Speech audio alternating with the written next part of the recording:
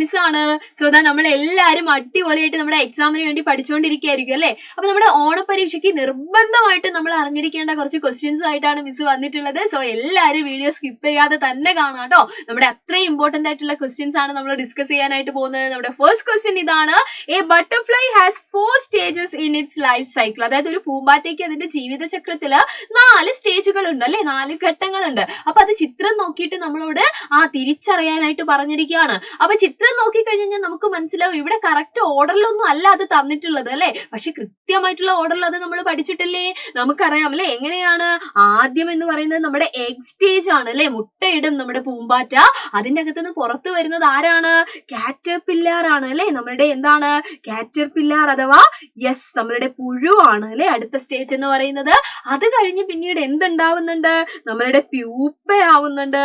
അതിന്റെ അകത്തു നിന്നാണ് നമ്മളുടെ ബട്ടർഫ്ലൈ അഥവാ എന്താണ് വളരെ മനോഹരമായിട്ടുള്ള പൂമ്പാറ്റകള് പുറത്തു വരുന്നത് അല്ലെ. അപ്പൊ നമുക്ക് എന്ത് ചെയ്യാം? ഇതൊന്ന് ഈ തന്നിട്ടുള്ള ചിത്രത്തിൽ എഴുതി നോക്കാം. അപ്പൊ ചിത്രത്തിൽ ഓർഡർ അല്ലാന്ന് മിസ് പറഞ്ഞു. അപ്പൊ ആദ്യം തന്നിട്ടുള്ളത് ആരെയാണ്?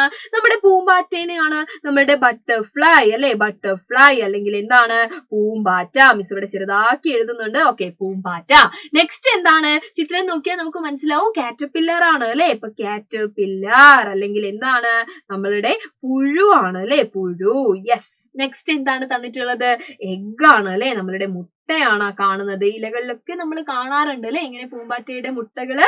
അത് കഴിഞ്ഞിട്ട് തന്നിട്ടുള്ള പിക്ചർ എന്ന് പറയുന്നത് നമ്മളുടെ പ്യൂപ്പയാണ് അല്ലെ. പ്യൂപ്പ. അപ്പൊ ഇത്രയും കാര്യങ്ങൾ നമുക്ക് അവിടെ എന്ത് ചെയ്യാം? എഴുതാം. അപ്പൊ നമുക്ക് എന്താണ് ഫുൾ മാർക്ക് തന്നെ നമുക്ക് കിട്ടും അല്ലെ. നെക്സ്റ്റ് നമ്മളുടെ ക്വസ്റ്റ്യൻ എന്താണ്? അതിനു മുമ്പ് ഇതാ മനോഹരമായിട്ടുള്ള ഒരു പിക്ചർ കൊടുത്തിട്ടുണ്ട് അല്ലെ. ഇതേ കാണുന്ന പോലെ മുട്ടയാണ്. മുട്ട വിരിഞ്ഞിട്ട് നമ്മുടെ പുഴു കാറ്റർപില്ലർ വരികയാണ്. പിന്നീട് അത് പ്യൂപ്പയായിട്ട് മാറുന്നു. ആ പ്യൂപ്പയിൽ നിന്ന് നമ്മളുടെ പൂമ്പാറ്റ കുഞ്ഞുങ്ങള് പുറത്തേക്ക് വരികയാണ് അല്ലെ, പറന്നു പോവുകയാണ്. നമ്മുടെ അടുത്ത ക്വസ്റ്റ്യൻ എന്താണ്? How do water bodies become polluted? Write your suggestions to prevent water pollution അല്ലെ. ജലാശയങ്ങൾ എങ്ങനെയാണ് മലിനമാകുന്നത്?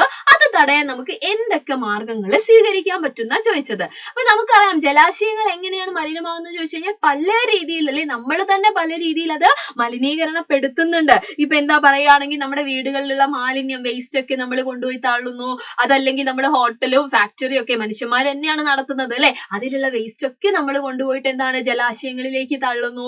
പെസ്റ്റിസൈഡ്സ് കീടനാശിനികൾ ഉപയോഗിക്കുന്നു. പ്ലാസ്റ്റിക് വലിച്ചെറിയുന്നു. അങ്ങനെയൊക്കെ നമ്മൾ എന്ത് ചെയ്യുന്നുണ്ട്? നമ്മുടെ വാട്ടർ ബോഡീസ് നമ്മൾ പൊല്യൂഷൻ ഉണ്ടാക്കുന്നുണ്ട്. വാട്ടർ പൊല്യൂഷൻ അഥവാ ജലമലിനീകരണം ഉണ്ടാക്കുന്നുണ്ട് അല്ലെ.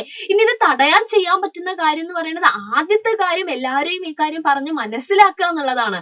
അവിടെയാണ് നമ്മുടെ അവയർനെസ് പ്രോഗ്രാം അല്ലെ, നമ്മുടെ ബോധവൽക്കരണ പരിപാടികളൊക്കെ അവിടെ വരുന്നുണ്ട്. അതുപോലെ തന്നെ എന്താണ് ഈ പറഞ്ഞ കാര്യങ്ങൾ നമ്മൾ മാലിന്യമൊക്കെ കൃത്യമായ രീതിയിൽ പ്രോപ്പർ ആയിട്ട് വേസ്റ്റ് എന്ത് ചെയ്യുക? നമ്മൾ സംസ്കരിക്കുക. അതുപോലെ കീടനാശിനി പെസ്റ്റിസൈഡ്സിന്റെ ഒക്കെ ഉപയോഗങ്ങൾ കുറയ്ക്കുക. പ്ലാസ്റ്റിക്കിന്റെ ഉപയോഗങ്ങൾ കുറയ്ക്കുക.